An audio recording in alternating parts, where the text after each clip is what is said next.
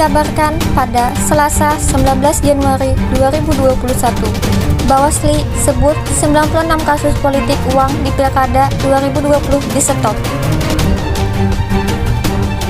Badan Pengawas Pemilu atau Bawaslu menemukan 166 dugaan pelanggaran berupa politik uang dalam pemilihan kepala daerah Pilkada 2020. Ada 166 dugaan pelanggaran politik uang, diteruskan ke penyidik, 31,76 putusan pengadilan, 96 dihentikan oleh pengawas karena tidak memenuhi unsur terpenuhi.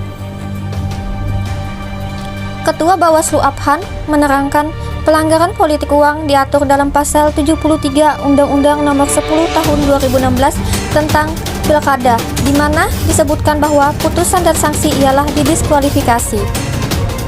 Selain politik uang, Abhan melanjutkan pihaknya menemukan jenis pelanggaran lain yang terjadi dalam penyelenggaraan Pilkada serentak 2020 antara lain pelanggaran administrasi, pelanggaran kode etik di jajaran ad hoc, hingga pelanggaran pidana.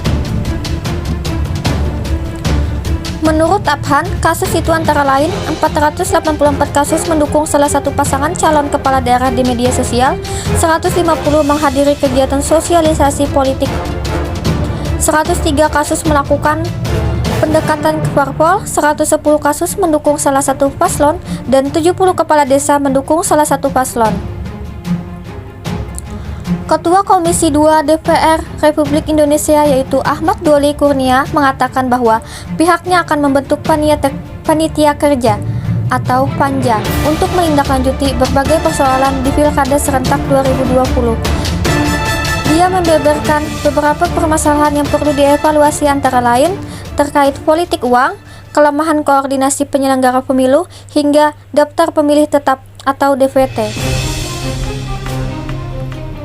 Assalamualaikum warahmatullahi wabarakatuh. Di sini perkenalkan, nama saya Maida dari Fakultas Keguruan dan Ilmu Pendidikan, Prodi Pendidikan Pancasila dan Kewarganegaraan Angkatan 2021. Baik, di sini saya akan memberikan suatu masukan atau saran dalam sebuah kasus yang berjudul monai politik atau monai politik di dalam sebuah pemilihan umum. Baik, dapat diketahui dulu dan dapat saya jelaskan bahwa monai politik atau politik uang bisa diartikan sebagai proses tindakan jual beli suara masyarakat dengan memberikan suatu imbalan. Sedangkan dalam proses pemilihan umum, monai politik itu akan berjalan dengan baik ketika semua calon peserta pemilihan umum jujur dan tidak melakukan tindakan monai politik.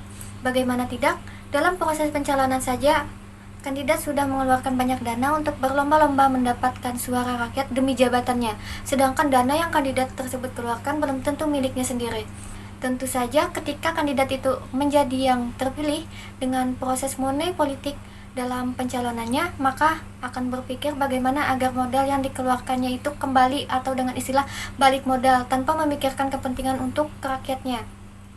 Politik uang yang menciptakan korupsi politik ini telah menjadi budaya masyarakat Indonesia dalam setiap pemilihan umum atau pilkada atau pilkades. Politik uang tumbuh karena dianggap suatu kewajaran masyarakat yang tidak peka terhadap bahayanya. Mereka membiarkan karena tidak merasa bahwa politik uang itu adalah perilaku yang harus dijauhi. Tentu perlu adanya upaya pencegahan politik uang dan menyadarkan masyarakat bahwa politik uang merupakan tindakan yang merugikan masyarakat dalam jangka waktu yang panjang. Namun, kita sebagai masyarakat harus bisa memantau, mencegah, dan melaporkan terjadinya politik uang itu. Kita diharapkan jangan mudah tergiur. Siapa yang tidak mau diberi uang dengan syarat hanya mencoblos. Namun, kita harus bisa menahan agar tidak mudah tergiur dengan suap. Kita bayangkan saja, dengan uang yang tidak seberapa nantinya nasib kita ditentukan untuk 5 tahun ke depan. Jika kita memilih hanya karena uang dan ternyata kita salah memilih pemimpin, maka kita sendiri yang akan susah. Mungkin itu saja tanggapan atau suatu kritik dari saya. Terima kasih. Wassalamualaikum warahmatullahi wabarakatuh.